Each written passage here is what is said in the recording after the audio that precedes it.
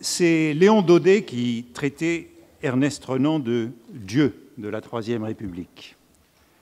Or, de 1875 à 1905 environ, Renan a été Dieu, mais parfaitement le Dieu de la Troisième République. Je l'ai vu adoré et encensé, j'ai vu se prosterner ses lévites. Quelqu'un qui, à cette époque, aurait écrit ce que j'écris ici, eût passé pour un sacrilège ou un dément. La renanolatrie a peut-être dépassé encore en intensité la hugolatrie, et l'on se moque des fétiches des nègres. Il était devenu même populaire, car la vraie forme de la gloire est d'être admiré sans être lu, ce qui supprime les réserves et réticences. Les cochers de fiac du quartier des écoles célébraient Renan chez les marchands de vin et de tabac, et j'entendis un jour l'un d'eux se féliciter de ce qu'il en avait bouché un coin au pape. Un homme politique connu, à qui je citais le fait, on concluait à la diffusion de la haute culture dans les masses. C'était évidemment une déclaration malveillante sous la plume du pamphlétaire de l'Action française en 1922 dans le stupide XIXe siècle. Renan, après Hugo, est le symbole, le résumé de ce siècle stupide et de sa fin, et vous voyez les dates, entre la consolidation de la République en 1875, le 16 mai, et la séparation en 1905. Après la réforme intellectuelle et morale, 1871, c'est le temps des souvenirs d'enfance et de jeunesse et des drames philosophiques. Caliban, l'eau de Jouvence, le prêtre de Némy, l'abbesse de Jouarre. C'est le temps du mandat d'administrateur du Collège de France qui a été évoqué hier. Renan est une autorité du pays, un personnage public, un saint laïque. Il est l'auteur d'un dialogue des morts qui est représenté à la Comédie Française le 26 février 1886 pour le jour anniversaire de la naissance de Hugo. C'est ce qui explique ce parallèle fait par Daudet. Après un autre dialogue à la Comédie Française, le jour de l'an 1886. Tout cela témoigne de son omniprésence qu'on n'appelle pas encore médiatique. Le jugement de Daudet en 1922 mérite d'être comparé à celui, plus généreux bien sûr, d'Albert Thibaudet en 1936 dans son Histoire de la littérature française. Durant les 30 dernières années du XIXe siècle, le tétrasyllabe Taine et Renan rendait dans la langue des lettres un son indivisible comme Tarn-et-Garonne. C'était le nom des deux maîtres associés et complémentaires d'une génération, le nom d'une magistrature collégiale. Vous voyez l'allusion parodique au tétragramme, le nom de Dieu, ce qui nous renvoie aussi, à la manière de Thibaudet, au Dieu de la République. Et c'est la même chronologie, les débuts de la Troisième République, son installation, cette République qualifiée d'athénienne, d'opportuniste, de radicale. Pourtant, en 1936, pour Thibaudet, ce magistère est clos. La vie de Jésus, dit-il, est devenue illisible. L'histoire des origines du christianisme est dépassée, mais suivant un renversement familier, subsistent à ses yeux les textes littéraires. Bien entendu, la prière, dont je ne dirai rien, puisque Sophie Bache en parlera dans un moment, mais aussi ses drames philosophiques. Et enfin, évidemment, les souvenirs d'enfance et de jeunesse. Lorsque Renan toucha à la narration, écrit Thibaudet, à la fiction, il est réussi en maître. Au demeurant, ce sont ce qu'il appelle des monuments historiques, déserts et morts aujourd'hui, qu'il a poursuivis par devoir professionnel. Entre les deux, toutefois, en 1923, c'est l'année du centenaire de la naissance de Renan, c'est 30 ans après sa mort, en 1892, Thibaudet écrit un long article sur Renan et Taine, comparant ces deux dieux de la Troisième République en ses débuts, et le point de vue est plus modéré, sans doute en raison de la célébration du centenaire, et il dit, en 1923, donc un moment de célébration, oui, de 1823 à aujourd'hui, ce siècle a vécu par Renan. Il juge cette fois que Renan est d'actualité beaucoup plus que Taine, Et en vérité, ce à quoi il pense, et ça nous renvoie aussi à l'Action française, c'est au livre de Pierre Lasserre, Renan et nous, publié dans les Cahiers verts chez Grasset en 1923. Pierre Lasserre, le meilleur critique de l'Action française, converti au libéralisme avec Renan au lendemain de la Première Guerre mondiale. Et Thibaudet explique en 1923 pourquoi Renan est si important. Renan, dit-il, est la fable de la France. C'est la France incarnée. Renan demeure l'homme dont la conscience a fourni le théâtre d'un drame religieux, drame qui est celui de la France même. Nul, mieux que lui, par sa vie, par son œuvre, ne figure l'évolution de la France, de sa société, son histoire. Le rayonnement de Renan, pour cette raison, est moins épuisé que celui de Taine. Ainsi s'exprime un attachement persistant à celui qui est en quelque sorte la représentation allégorique de la France, la personnification de la France du XIXe siècle. Et on peut, à cet égard, songer à l'affaire de l'érection de la statue à Tréguier en 1903.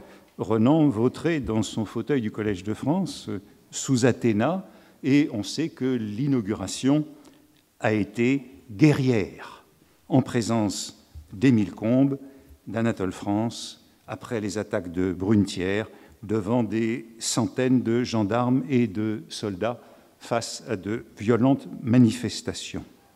Thibaudet est très attentif à ces symboles. Il est l'auteur de 30 ans de vie française, Maurras, Barrès, Bergson, 1890-1920, c'est-à-dire ceux qui ont pris le relais de Taine et Renan. Et ces ouvrages s'inaugurent, bien entendu, avec les 8 jours chez M. Renan de Barrès, point de départ du phare suivant, du successeur de Renan. On sait que Barrès avait aussi envisagé, après ces 8 jours chez M. Renan, un M. Taine en voyage, qu'il ne rédigea point.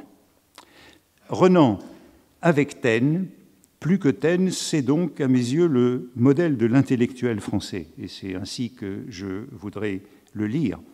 L'intellectuel, on dit qu'il ne recevra son nom qu'avec l'affaire Dreyfus, mais avant cette affaire, Renan, c'est le savant, le philologue qui intervient depuis longtemps, et on pourrait même dire depuis toujours, hors de son champ de compétences scientifiques sur les affaires publiques, qui donne son avis dans les revues et les quotidiens, dans le journal des débats et dans la revue des Deux Mondes à partir de 1852, c'est-à-dire très tôt dans sa vie.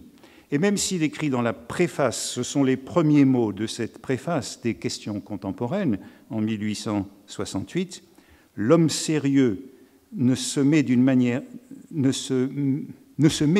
active aux affaires de son temps que s'il le doit, par la naissance ou par l'élection. Autrement dit, c'est une recommandation à ne pas intervenir dans les affaires publiques pour l'homme sérieux.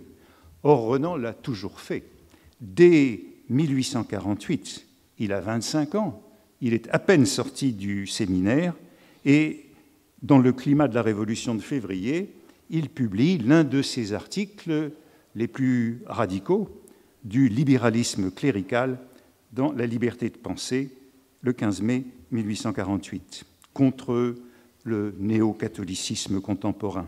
Et il publie, dans la suite de cette année, L'activité intellectuelle en France, réflexion sur l'état des esprits, toujours dans La liberté de penser, en juillet 1849. Ce sont donc des interventions publiques et politiques, et on le signalait tout à l'heure, Renan resta toujours fidèle à cette double portée de ses interventions, à la fois savantes et publiques.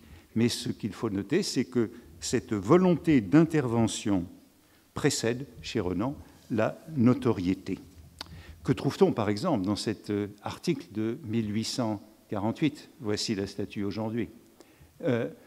4 articles résument toute la charte des libertés modernes. Existence de la nation à l'état de personne morale ayant des droits comme elle a une responsabilité, participation de tous au gouvernement à des degrés divers, tolérance religieuse universelle, liberté illimitée de la pensée et par conséquent de la parole et de la presse dans l'ordre spéculatif. Voyons ce que l'Église peut accepter de ce programme. Évidemment, rien, conclut Renan. C'est l'esprit moderne, élevé sans doute en partie par le christianisme et affranchi du christianisme, qui a produit tous les grands mouvements d'émancipation. C'est un texte très fort et c'est un texte très violent, dénonçant le mensonge du catholicisme libéral, la contradiction du néo-catholicisme. Seul le catholicisme orthodoxe, celui de Pie IX, est conséquent et cohérent. Un catholique quelque peu conséquent ne peut être libéral. Écrit Renan, le catholicisme et le libéralisme sont incompatibles. La preuve par le syllabus, l'infaillibilité et tout Pie IX évoqué tout à l'heure.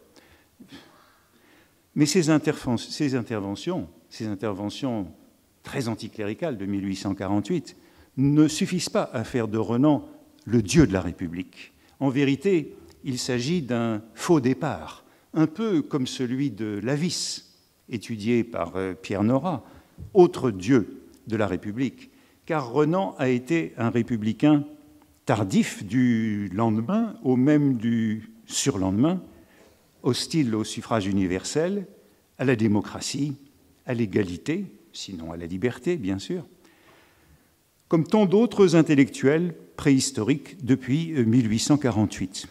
On le sait, il est candidat de l'Empire libéral à la députation en 1869. Il est partisan de la monarchie constitutionnelle en 1871. L'article qui ouvre Philosophie de l'histoire contemporaine, qui ouvre les questions contemporaines, en 1868, c'est un article intitulé Philosophie de l'histoire contemporaine, portant sur les mémoires de Guizot, qui avait été publié 10 ans plus tôt dans la Revue des Deux Mondes. Et c'est un texte de défense des libertés dans la méfiance de l'égalité et du suffrage universel depuis le coup d'État de 1851. Dans la préface de 1868 des questions contemporaines, Renan fait un appel à la raison conservatrice contre ce qu'il appelle la fausse idée d'égalité. Et voici le programme politique qu'il définit en 1868. Relever l'amour du vrai et du solide en toute chose, ne rien négliger pour former une nation raisonnable, éclairée, pratiquant la première des abnégations, la plus difficile, la plus méritoire, qui est de ne pas trop tenir à une fausse idée de l'égalité. Fonder une éducation virile et sérieuse ayant pour base de fortes études spéciales, inspirer au peuple la croyance à la vertu, le respect des hommes savants et graves. Le détourner des révolutions, remède souvent plus funeste que le mal qu'il s'agit d'extirper, faire que chacun aime à rester à son rang par résignation, par fierté, par goût de l'honnête. Voilà ce qui serait la bonne politique. Dans la parenthèse et les points de suspension, il y a 3 pages du même ordre. Voilà un programme conservateur, un programme libéral, dans un plaidoyer pour une monarchie constitutionnelle. Renan est un proche d'Émile Ollivier, et je l'ai dit, candidat au corps législatif en mai 1869 en Seine-et-Marne, candidat du tiers parti de l'opposition modérée. Et voici le témoignage d'Alfred Maury, son ami, l'homme des rêves, le professeur au Collège de France, qui est le successeur de Michelet dans la chaire d'Histoire et morale depuis 1862. Maury explique que si Renan n'a pas été élu, c'est parce qu'il a eu contre lui l'alliance du clergé et des démocrates. Et Maury écrit « Il avait pu voir de près le corps électoral, c'est-à-dire avec le suffrage universel, cette masse mobile, impressionnable, ignorante, crédule, à laquelle revient en dernier ressort la solution des plus graves questions de la politique. Sa conviction qu'un pays doit être régi par des intelligences d'élite est donc battue en brèche par la souveraineté du nombre dans les sociétés démocratiques où l'opinion, ajoute-t-il, est conduite par les journaux. » Cette dure leçon de la campagne électorale et du suffrage universel est tirée dans un article « Philosophie de l'histoire contemporaine 2 », si vous voulez, « La monarchie constitutionnelle », publié dans la revue des Deux Mondes le 1er novembre 1869. C'est la toute fin de l'Empire, et repris dans la Réforme intellectuelle et morale en 1871. C'est un long article, une longue dénonciation de l'égalitarisme venu de la Révolution. La bourgeoisie française, écrit-il, s'est fait illusion en croyant, par son système de concours, d'écoles spéciales et d'avancement régulier, fonder une société juste.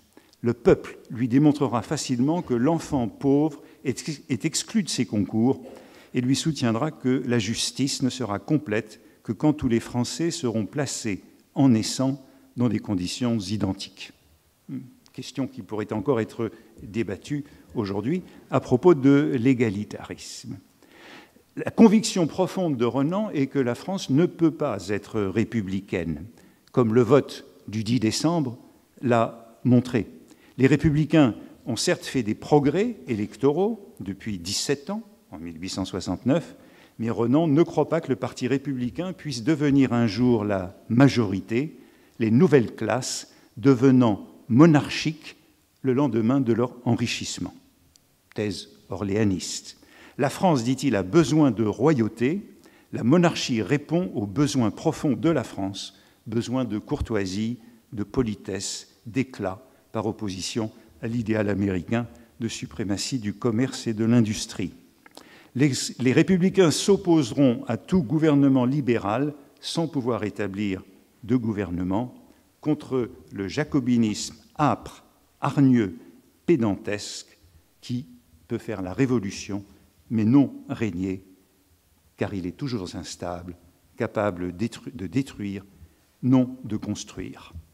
Le programme de Renan est donc clairement un programme de monarchie constitutionnelle limitée et contrôlée, de décentralisation, de diminution du gouvernement et de séparation graduelle de l'Église et de l'État. Enfin, il s'agit d'une défense du pacte national transmis, reçu de son ancienneté contre le vote. Et Renan écrit, mais je n'entrerai pas dans ce débat parce que je pense que c'est ce que Pierre Rosanvallon abordera tout à l'heure, mais c'est l'antithèse de qu'est-ce qu'une nation. Une nation est autre chose que la collection des unités qui la composent. Elle ne saurait dépendre d'un vote. Elle est à sa manière une idée supérieure aux volontés particulières. Bref, la République est peut-être idéale, mais la monarchie est réaliste. La société est une hiérarchie. Tous les individus sont nobles et sacrés. Tous les êtres, même les animaux, ont des droits, mais tous les êtres ne sont pas égaux. Tous sont des membres d'un vaste corps, des parties d'un immense organisme qui accomplit un travail divin. La négation de ce travail divin est l'erreur où verse facilement la démocratie française, mystique de la nation comme corps organique que l'on trouve dans ce texte de Renan. Et bien sûr, cette réforme intellectuelle et morale fait scandale, non seulement par ce premier article, mais par la préface où Renan écrit en 1871 « Le jour où la France coupa la tête à son roi, elle commit un suicide ». Il y a, en 1885, dans un colloque qui avait lieu au Collège de France même, Maurice Agulon parlait de textes de circonstances pour justifier de telles formules. Ainsi, comme la Vice encore, il s'agit d'une conversion tardive d'un libéral modéré, partisan de la monarchie constitutionnelle, mais incrédule et pessimiste.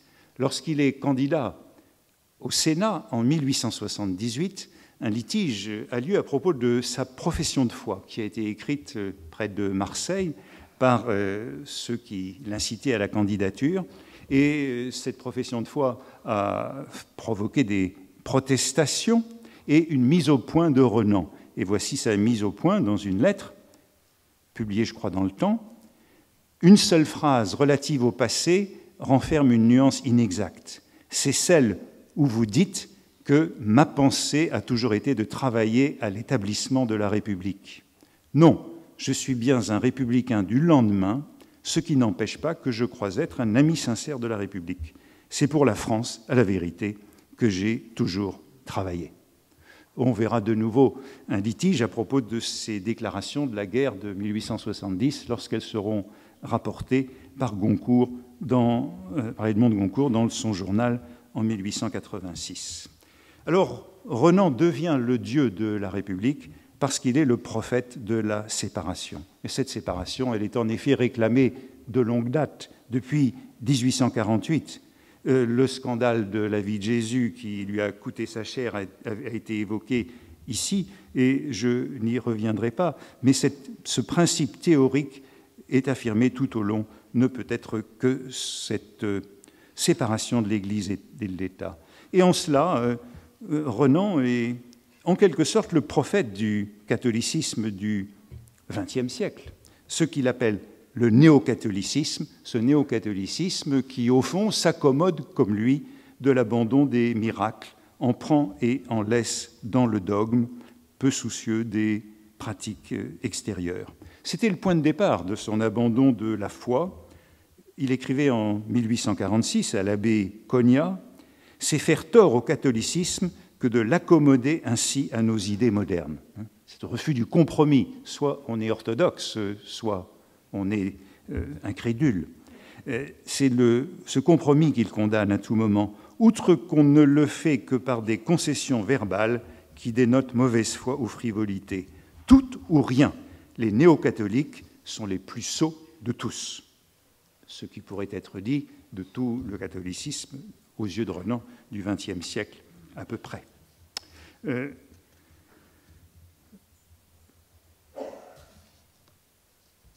Ou encore, déclaration tardive dans Patrice, projet autobiographique, le temps est venu où le christianisme doit cesser d'être un dogme pour devenir une poétique. Mais la poétique ne sera peut-être pas réalisée. Je passe assez vite sur le temps passant lui-même, je passe assez vite sur la vie de Jésus et sur ce que je voulais en dire, et sur, évidemment, dans la vie de Jésus, ce passage auquel Renan se réfère dans la vie de Jésus, mais assez souvent, sur le seul message politique de Jésus aux pharisiens qui cherchent à l'entraîner sur le terrain politique. En vérité, Renan est un républicain du 16 mai, où il a vu une tentative du cléricalisme pour reprendre le pouvoir. Et c'est à partir de ce moment-là que son attitude change à l'égard de Gambetta, et non pas, ou un peu avant. Et le texte qui en rend le mieux compte, me semble-t-il, c'est un texte littéraire, c'est Caliban, c'est le drame philosophique qui poursuit la tempête et qui est une fable de l'acceptation de la République par Prospero, par, au fond, le tyran éclairé. Caliban affirme face à Prospero, c'est l'homme du peuple, « J'y ai droit à cette liberté, les droits de l'homme sont absolus, et c'est un partisan de l'égalité. » « Oui, dit Caliban, mais je suis exploité. Un mortel n'a pas le droit d'en subalterniser un autre. » Et Caliban se rebelle contre Prospero, décrète le bonheur de tous. C'est le démagogue, mais suivant l'espoir de Renan, une fois au pouvoir, Caliban se transforme immédiatement et devient un modéré. Dès qu'il est au pouvoir, Caliban s'écrie « Un gouvernement doit résister, je résisterai ». C'est le vœu de Renan que la démocratie soit forte. L'art d'Ariel est certes vaincu, Caliban se termine par la mort d'Ariel, de l'idéalisme, de l'art, de l'esprit. Là où Caliban peut tout, nous ne pouvons rien, dit Ariel. Mais en démocratie, Caliban se modère, devient prudent, libéral. Caliban, lit-on dans les dernières pages, est déjà le centre du parti modéré par le pouvoir, suivant un phénomène qui sera plus tard analysé par Thibaudet, justement. On croit que le monde change, et c'est toujours la même chose. À la fin de Caliban, qui protège Prospero, le tyran déchu. Et le texte qui tire, le texte non littéraire cette fois, qui tire les conséquences de cette conversion, c'est la préface des mélanges d'histoire et de voyage de 1878. Donc ce sont deux textes qui suivent immédiatement le 16 mai et qui prennent la mesure de cette conversion. Non, je ne l'ai pas mis, excusez-moi. La France avait l'option, écrit Renan, entre deux partis opposés après 1871. Des réformes analogues à celles de la Prusse après Iéna, austères, sacrifiant l'individu à l'État, avec un gouvernement sérieux, un parlement réduit, une monarchie ayant son droit hors de la volonté de la nation. À cette voie prussienne, dit-il, de pénitence et de retour en arrière, la France pouvait préférer la continuation du programme démocratique entamé par l'Empire libéral, à la recherche du bonheur des individus, au risque que la nation, la patrie, la France y perdent chaque jour quelque chose de son autorité et de sa cohésion. Et c'est là que Renan consent à la République. Il est clair que la seconde hypothèse a complètement remporté la victoire sur la première, malgré les deux tentatives de reprise monarchique et cléricale de 1873 et 1877.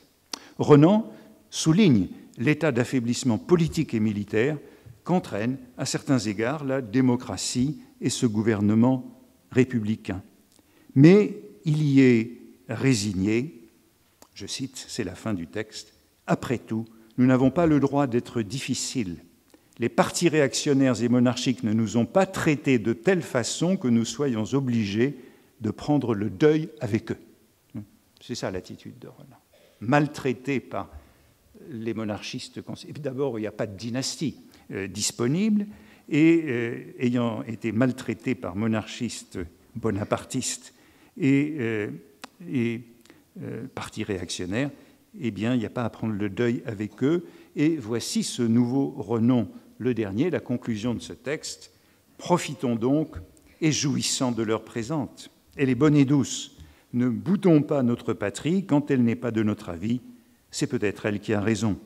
Pauvre France, malo tecum errare, quamcum ceteris recte sapere.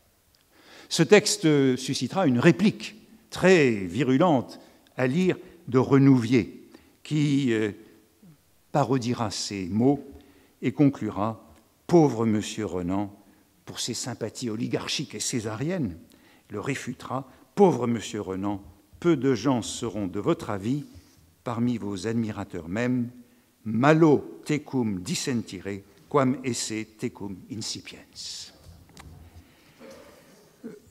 Vous le voyez, cette conversion républicaine, Dieu de la République, mais converti, très peu enthousiaste. Avant, qu'est-ce qu'une nation? Où il y aura un ralliement à la thèse qu'exprimait Thibaudet, qu'exprimait Berthelot dès 1871. À quelques exceptions près, les textes de l'acceptation sont donc les textes littéraires.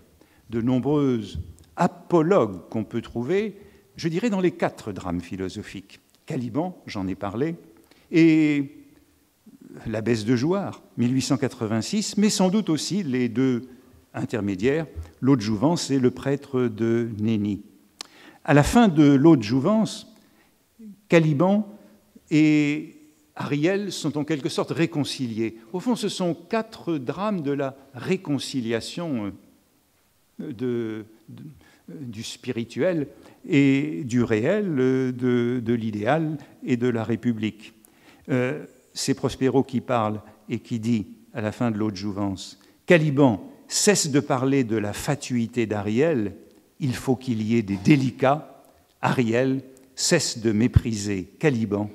Sans Caliban, point d'histoire. » Dans l'Abbesse de Jouarre, quelques mots, mélodrame révolutionnaire, écrit dans le bureau du Collège de France en voyant les travaux du lycée Louis-le-Grand qui prend la place du collège de Plessis qui avait été une prison sous la Terreur. C'est en voyant ces travaux du lycée Louis-le-Grand que Renan est inspiré à écrire ce mélodrame révolutionnaire. C'est une histoire d'amour, d'une abbesse de Jouarre qui a renoncé à l'amour pour entrer dans les ordres et qui retrouve dans cette prison, à la veille de mourir, l'homme qu'elle a aimé et qu'elle a fui dans la nuit qui précède leur exécution. Assigné pour une mort très prochaine, lui dit-il, nous sommes libres. Au matin, après une nuit d'amour, il monte dans la charrette, mais elle est épargnée par un officier républicain, vainqueur de Fleurus, les nouvelles couches, un nouvel aristocrate. Vainqueur de Fleurus, frappé par sa grandeur. Après cette nuit d'amour, elle est enceinte, honteuse, condamnée à vivre. Mais la fin de la pièce, c'est la réconciliation de l'ancienne France et de la France nouvelle par le mariage de Julie, l'abbesse de Jouarre, avec l'officier qui lui a sauvé la vie, devenu brillant général, qui a combattu contre sa famille, mais l'a sauvé. Et c'est son frère qui l'a convainc d'épouser ce général d'Empire. Chère sœur, il faut en finir. Les temps que nous avons traversés et dont notre devoir est de réparer les ruines ont été comme un interrègne de la nature. Et ce frère défend le concordat, conciliant les besoins anciens et les besoins nouveaux. Nous avons à refaire la France, unissons-nous. Dénouement qui provoquera des ricanements dans la presse. Il y a donc dans ces drames toujours ce thème de la réconciliation après la Révolution, mais en même temps la mort est partout. Prospero meurt. Le prêtre de Némy, qui est le porte-parole de Renan et le porte-parole du libéralisme, est assassiné. Il y a toujours une victime. On assassine toujours celui dont on hérite, dit le prêtre de Némy. Le sacrifice est nécessaire, mais peut-être peut-on remarquer que c'est une femme, l'abbesse de Jouarre, qui est la dernière incarnation de ce nouveau monde. Et c'est la seule femme de ces drames de Renan. Je voudrais terminer en évoquant quelques-unes des images de ce Dieu, de ce prototype de l'intellectuel. Je ne reviendrai donc pas sur la prière, mais quelques-uns de ces leitmotifs qu'on voit dans la littérature qui suivra et qui viennent de Renan, et qui sont tous, il faut bien dire, mélancoliques dans cette acceptation du monde. D'abord un mot que Thibaudet cite à plusieurs reprises et qu'il attribue à tort à Renan. Il dit que Renan décrit son cerveau comme une cathédrale désaffectée. Mot d'ordre, mot qu'on trouvera partout dans la littérature et qui est donc une fausse attribution à Renan. Mais évidemment, vous comprenez comment un mot comme celui-là aura un tel succès au moment des églises assassinées de Barès, au moment de la séparation. En vérité, c'est un mot d'Alphonse Daudet. Alphonse, non pas Léon, cette fois, pour représenter Renan. On en trouve la source dans le journal des Goncourt, justement, en 1885. Daudet a une originale comparaison. Il dit que la cervelle de Renan ressemble à une cathédrale désaffectée du culte qui contient du bois, des bottes de paille, un tas de choses quelconques, mais tout en conservant son architecture religieuse. Et Goncourt donne cette fois la source dans son journal, qui est Le Maître. La comparaison se trouve dans un article de Le Maître de la Revue Bleue, attribuant le mot à Daudet. Mais ce mot ne peut manquer de rappeler une des formules les plus couramment citées de Renan, toujours approximativement, sur la religion présente comme le parfum d'un verre vide. Autre mot profondément nostalgique. Thibaudet le cite souvent, mais approximativement, le mot étant celui-ci, « Nous vivons du nombre, monsieur, du parfum d'un vase vide. Après nous, on vivra de l'ombre du nombre. Je crains par moments que ce ne soit un peu léger. » Renan prononça cette phrase dans sa réponse au discours de réception à l'Académie française de M. Cherbulier en 1882. Et on la retrouve partout dans ces dernières années, dans le livre du centenaire, La religion du Journal des débats. La religion de M. de Sacy, de son côté, pour expliquer comment il a pu s'entendre avec un catholique assez dogmatique. La religion de M. de Sacy était bien plutôt le parfum qui reste d'une croyance évanouie qu'une adhésion, était bien plutôt le parfum qui reste d'une croyance évanouie qu'une adhésion ferme à des dogmes définis. Ou encore, au début des Feuilles détachées, le livre publié l'année de sa mort, l'homme vaut en proportion, je crois que je les ai mis ces phrases, l'homme, c'est la dernière, vaut en proportion du sentiment religieux qu'il emporte avec lui de sa première éducation et qui parfume toute sa vie. Les personnes religieuses vivent du nombre, nous vivons de l'ombre du nombre, de quoi vivra-t-on après nous?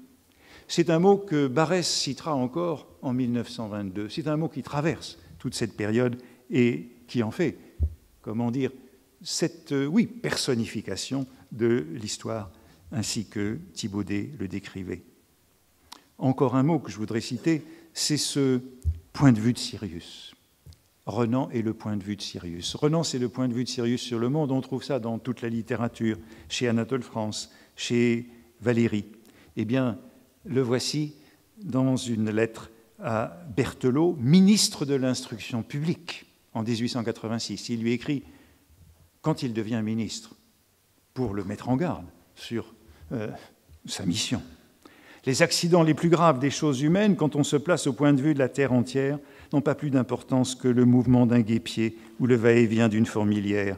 Quand on se place au point de vue du système solaire, nos révolutions ont à peine l'amplitude des mouvements d'atomes. Du point de vue de Sirius, c'est moins encore. Du point de vue de l'infini, ce n'est rien. Ce point de vue est le seul d'où l'on juge bien les choses dans leur vérité. Et en particulier, c'est le point de vue que Renan, dans l'histoire des origines du christianisme, soutient avoir adopté. Parler des origines du christianisme comme si on écrivait pour une planète déserte. Le point de vue de Sirius, la cathédrale désaffectée, le parfum d'un vase vide, l'ombre du nombre, voilà les images de ce Dieu désabusé de la Troisième République. Ce sont des formules constantes de ce Renan qui refuse de s'engager, avec de nombreuses variations dont je retiendrai enfin quelques-unes sur ce thème. Personne n'a si complètement raison que son adversaire ait complètement tort. C'est dans la vie de Jésus, dans un passage crucial. Ou bien, un ouvrage bien complet ne doit pas avoir besoin qu'on le réfute. L'envers de chaque pensée doit y être indiqué. C'est dans Le Prêtre de Nény, sur cette contradiction incarnée par le prêtre de Nény et qui en fait la victime des foules. Enfin, cette formule très célèbre de la préface des dialogues philosophiques. Ce sont les pacifiques dialogues auxquels ont coutume de se livrer entre eux les différents lobes de mon cerveau quand je les laisse divaguer en toute liberté. Et je terminerai par cette dernière parole qui, me semble-t-il, en fait ce Dieu et qui est souvent cité dans les derniers moments, dans les derniers textes. Qui sait si la vérité n'est pas triste? Dans la préface des Feuilles détachées, dans Le Prêtre de Némy, dans les dialogues et fragments philosophiques. Et enfin, ça fait partie des pensées inédites de Renan, souvent citées après sa mort. Qui sait si la vérité n'est pas triste? Si la vérité est triste, eh bien, que voulez-vous? Merci.